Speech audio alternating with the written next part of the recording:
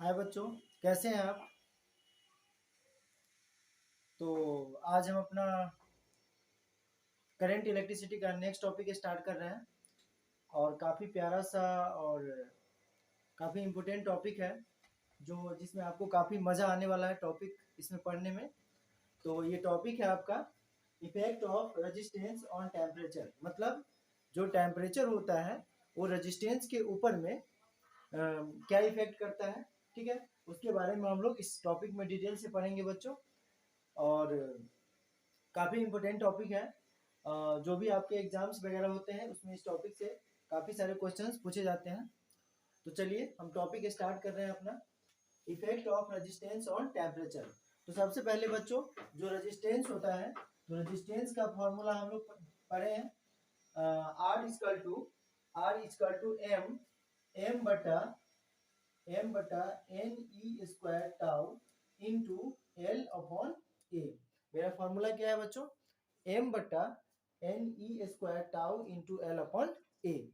अच्छा, तो यहां से हम क्या देख रहे हैं कि आर जो है, R R is R is inversely proportional to 1/टाउ। जहाँ पे टाउ क्या है मेरा, तो टाउ को हम लोग बोलेंगे, टाउ जो है वो क्या है, एवरेज रिलैक्सेशन टाइम। टाउ को क्या कहेंगे बच्चों? Average relaxation time. एम क्या है, तो एम हो गया मेरा mass of the electrons. N क्या है, तो number density of electrons. E क्या है, तो चार्ज ऑफ इलेक्ट्रॉन्स। टाउ क्या हो गया, तो एवरेज रिलैक्सेशन टाइम। एल क्या हो गया, लेंथ ऑफ द कंडक्टर। और ए क्या हो गया, area of the cross section. तो ये सारा इसका वैल्यू है। अच्छा, अब इसमें हम क्या देख रहे हैं कि आर जो है वो इनवर्सली प्रोपोर्शनल है 1/टाउ का। मतलब अगर एवरेज रिलैक्सेशन टाइम बढ़ेगा तो उसका जो रेजिस्टेंस होगा वो क्या करेगा, डिक्रीज करेगा।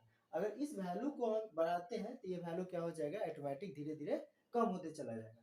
यानी जो एवरेज रिलैक्सेशन टाइम बढ़ता है, यानी जब टेम्परेचर जब बढ़ाएंगे, इस केस से हम क्या देख रहे हैं कि टेम्परेचर जब बढ़ेगा रेजिस्टेंस का, तो R is also directly proportional to T. मानी रेजिस्टेंस जो होगा वो टेम्परेचर के डायरेक्टली प्रोपोर्शनल होगा। यानी जब रेजिस्टेंस बढ़ेगा तो टेम्परेचर भी क्या होगा, कंडक्टर का टेम्परेचर बढ़ जाएगा। यानी टेम्परेचर को जब हम बढ़ाएंगे तो रेजिस्टेंस बढ़ेगा। और अगर एवरेज रिलैक्सेशन टाइम अगर आपका इंक्रीज करता है तो रेजिस्टेंस क्या हो जाएगा, डिक्रीज कर जाएगा, ठीक है। तो अभी एक अगर हम मान लिए कि 0 डिग्री इसका resistance resistance resistance of a conductor is given by, यानी कोई भी कंडक्टर का जो रेजिस्टेंस होता है वो क्या, आर टी इजकल टू होता है R0 1 plus alpha T plus beta T का स्क्वायर। यानी 0 डिग्री सेल्सियस और T डिग्री सेल्सियस पे जो कोई भी कंडक्टर होता है तो उसके रेजिस्टेंस के बीच का रिलेशन क्या होता है, आर टी बराबर R0 1 plus alpha T plus beta T का स्क्वायर। तो यहां से बच्चों अब अगर हम देखें तो R0 क्या हो गया, R0 हम बोल सकते हैं कि R0 is equal to resistance of a conductor at 0 degree Celsius. मतलब 0 डिग्री सेल्सियस पे कोई भी कंडक्टर का रेजिस्टेंस जो है वो कितना है, R0 है। और आर टी क्या है, तो resistance of a conductor at T degree Celsius. और अल्फा और बीटा को क्या बोलेंगे बच्चों, तो alpha and beta are temperature coefficient of resistance. यानी अल्फा और बीटा क्या हो जाएगा, टेम्परेचर कोफिशिएंट ऑफ रेजिस्टेंस। अब जब हम कोई भी कंडक्टर का जब आर टी और R0 के बीच में जब रिलेशन फाइंड आउट करते हैं तो बच्चों ये जो वैल्यू होता है वो मेरा क्या हो जाता है, निग्लिजिबल हो जाता है। यानी इस कंडीशन को हम ऐसा लिख सकते हैं कि R T is equal to R zero 1 plus alpha T, 1 plus alpha T, ये मेरा रिक्वायर्ड रिलेशन हो गया। अच्छा, अल्फा क्या होता है, तो टेम्परेचर कोएफिशिएंट ऑफ रेजिस्टेंस, और इसका जो यूनिट होता है वो होता है पर यूनिट्स, ऐसे हम लिख सकते हैं यूनिट्स ऑफ अल्फा।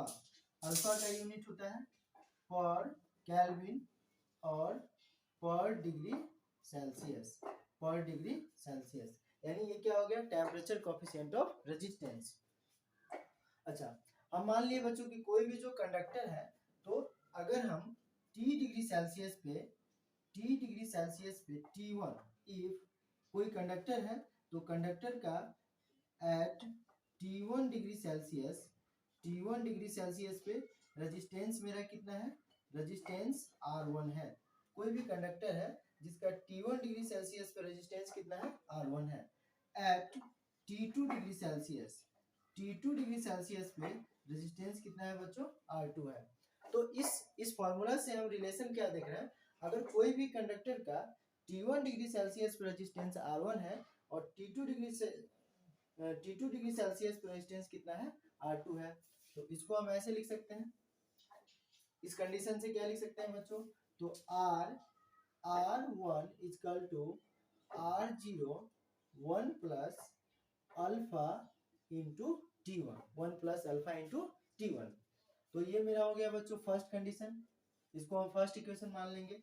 और क्या लिख सकते हैं, अगर T2 डिग्री सेल्सियस पे रेजिस्टेंस कितना है, R2 है, इसको ऐसे लिख सकते हैं R2 बराबर R0 1 plus alpha into T2।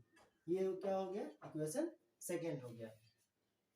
तो इस कंडीशन, अब इस दोनों इक्वेशन को हम डिवाइड करेंगे, तो R1 बाई, फ्रॉम ऐसे लिख सकते हैं, from equation first and second, from equation first and second, तो R1 by R2 equal to R0 1 plus alpha T1, R0 1 plus alpha T2, 1 plus alpha T2।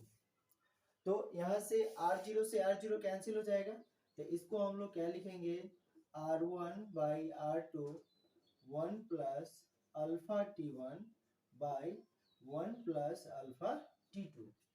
तो यहाँ से हमारा रिलेशन क्या हो जाएगा, R1 plus R1 alpha T2 R2 plus R2 alpha T1, R2 alpha T1। अच्छा, इसको क्या लिख सकते हैं बच्चों, हम R1 इसको इधर ले आएंगे, तो R1 alpha T2 minus R2 alpha T1 is equals to R2 minus R1, यानी R1 को उधर ले जाएंगे तो R2 माइनस R1, और इस वैल्यू को इधर ले आएंगे तो R1 अल्फा T2, और इसको इधर ले आएंगे तो माइनस R2 अल्फा T1 हो जाएगा। ठीक है बच्चों, तो चलिए अब यहाँ से हम क्या करेंगे, इसमें से हम अल्फा कॉमन ले सकते हैं बच्चों, ये हो जाएगा R1 T2 minus R2 T1 is equals to R2 minus R1। तो यहाँ से अल्फा का वैल्यू कितना हो जाएगा, R2 minus R1 by R1 T2 minus R2 T1। ठीक है बच्चों, तो ये आ गया मेरा टेम्परेचर कोएफिशिएंट ऑफ रेजिस्टेंस, यानी इस वैल्यू से हम लोग न्यूमेरिकल्स वगैरह सॉल्व कर सकते हैं आसानी से। तो बच्चों ये रिलेशन हो गया टेम्परेचर कोएफिशिएंट ऑफ रेजिस्टेंस का। तो यहाँ से अल्फा क्या हो जाएगा, अल्फा हमारा हो जाएगा temperature coefficient of resistance. Alpha को क्या बोलेंगे, temperature coefficient of resistance. R1 क्या हो गया बच्चों, R1 हो गया resistance of conductor at T1 degree Celsius. ठीक है, अच्छा, और R2 क्या हो गया, R2 तुम्हारा हो गया resistance of conductor at T2 degree Celsius. ठीक है, अच्छा, T और R1 फिर T2, टेम्परेचर हो गया R2 पे, और R1 क्या हो गया, टेम्परेचर हो गया, रेजिस्टेंस हो गया T1 डिग्री सेल्सियस पे। तो ये मेरा रिक्वायर्ड रिलेशन हुआ बच्चों, काफी इंपोर्टेंट रिलेशन है। तो इस रिलेशन को आप लोग काफी अच्छे तरीके से कंप्लीट करें, और इसी रिलेशन के बेसिस पे हम बहुत सारे न्यूमेरिकल्स वगैरह सॉल्व करेंगे इसके बेस पे। तो इस और ये काफ़ी इंपॉर्टेंट रिलेशन है, इससे आपको जेई वगैरह में बहुत सारे क्वेश्चंस पूछे जाते हैं बच्चों। तो आप इस रिलेशन को काफ़ी अच्छे तरीके से कंप्लीट कर लें। ठीक है बच्चों, तो आज के लिए थैंक यू, फिर नेक्स्ट क्लास में मिलते हैं। Thank you.